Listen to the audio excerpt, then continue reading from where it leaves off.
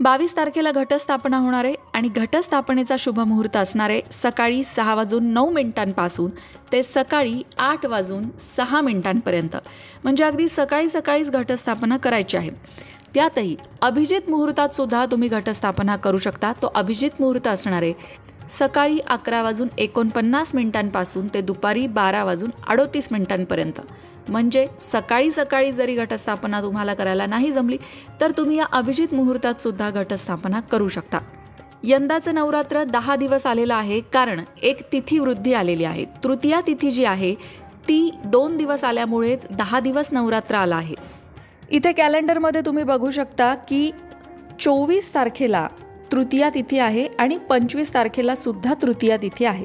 2 दिवस ही तिथी आल्यामुळे यंदाचं नवरात्र जे आहे ते 10 दिवसांचं आलेलं आहे।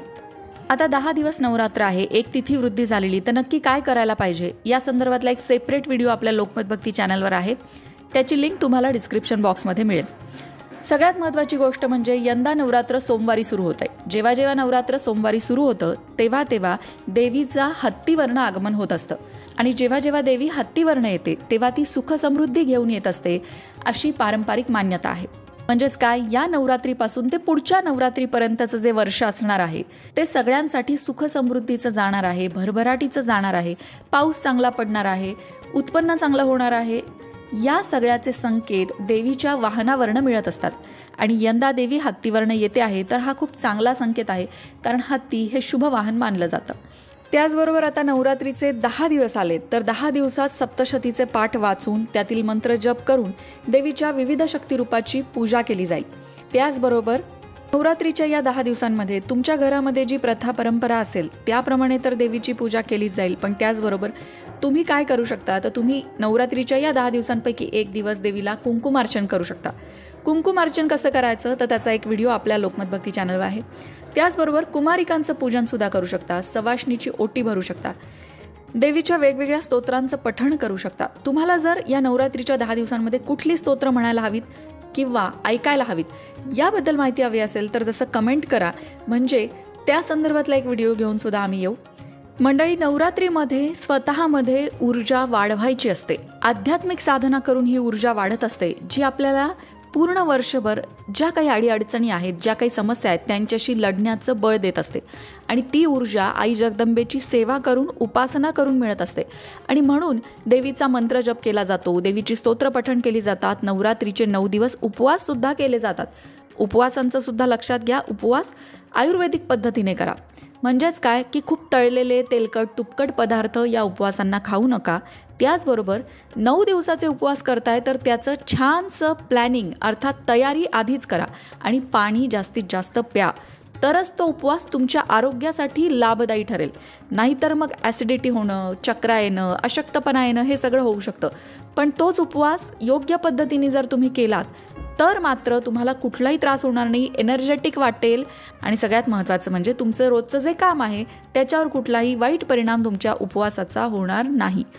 नवरात्रीचे उपवास नक्की कुठल्या पद्धतीने करावे, शास्त्रीय पद्धत कुठली आहे याबद्दल तुम्हाला माहिती हवी असेल तर तसं कमेंट करा, म्हणजे तसा व्हिडिओसुद्धा आम्ही घेऊन येऊ।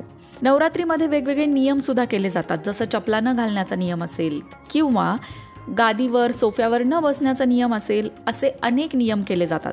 पण या नियमांचा एकच अर्थ आहे, तो म्हणजे भौतिक सुखातून मन वळवून अध्यात्माकडे लावणं, भगवंत चिंतनात जास्तीत जास्त वेळ घालवणं आणि ऊर्जा संपादन करणं। बरोबर, जेव्हा आपण भगवंताच्या ईश्वराच्या चरणांजवळ असतो तेव्हा आपल्यामध्ये नवीन ऊर्जेचा संचार होत असतो।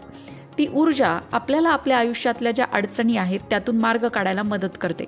सगळ्यात महत्त्वाचं, ती ऊर्जा आपल्याला एक चांगला व्यक्ती बनायला सुद्धा मदत करत असते आणि म्हणून नवरात्रीमध्ये कुठला ना कुठला तरी नियम अवश्य घ्यावा, कुठली ना कुठली तरी साधना नक्की करावी।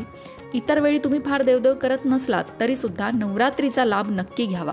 घटस्थापना कशी करावी, नवरात्रीमध्ये देवीची ओटी भरली जाते तर ती ओटी कशी भरावी, सगळ्यात महत्त्वाचं म्हणजे अखंड दिवा लावला जातो नवरात्रीमध्ये, तर तो अखंड दिवा कसा लावावा या सगळ्याचे व्हिडिओ ना आपल्या लोकमत भक्ती चॅनलवर आहेत, त्यामध्ये त्या कृती करून दाखवलेल्या आहेत। ते सगळे व्हिडिओ तुम्हाला डिस्क्रिप्शन बॉक्समध्ये मिळतील, ते व्हिडिओ नक्की बघा। मंडळी, वास्तुशास्त्र, ज्योतिषशास्त्र, अंकशास्त्र यासारख्या विषयांवर तुमच्या मनात काही शंका असतील तर त्या कमेंट बॉक्समध्ये नक्की विचारा। तुमच्या प्रश्नांची उत्तरं घेऊन येण्याचा प्रयत्न आम्ही नक्कीच करू. त्याचबरोबर आणखीन कोणत्या विषयांवरचे व्हिडिओ तुम्हाला ऐकायला आवडतील ते सुद्धा कमेंट करून सांगा. म्हणजे तुम्हाला हव्या असणाऱ्या विषयांवर सुद्धा व्हिडिओ घेऊन आम्ही येऊ. ज्योतिषशास्त्र, अंकशास्त्र, वास्तुशास्त्र यांसारख्या विषयांवरचं योग्य मार्गदर्शन तुमच्यापर्यंत पोहोचवण्याचा आमचा हा प्रयत्न आहे. तेव्हा तुमच्या शंका कमेंट बॉक्समध्ये नक्की विचारा. अशाच प्रकारच्या माहितीपूर्ण व्हिडिओंसाठी लोकमत भक्ती चॅनलला सबस्क्राईब करा आणि बेल आयकॉनवर सुद्धा क्लिक करा. म्हणजे आमच्या नवनवीन व्हिडिओचं नोटिफिकेशन तुम्हाला मिळत राहील.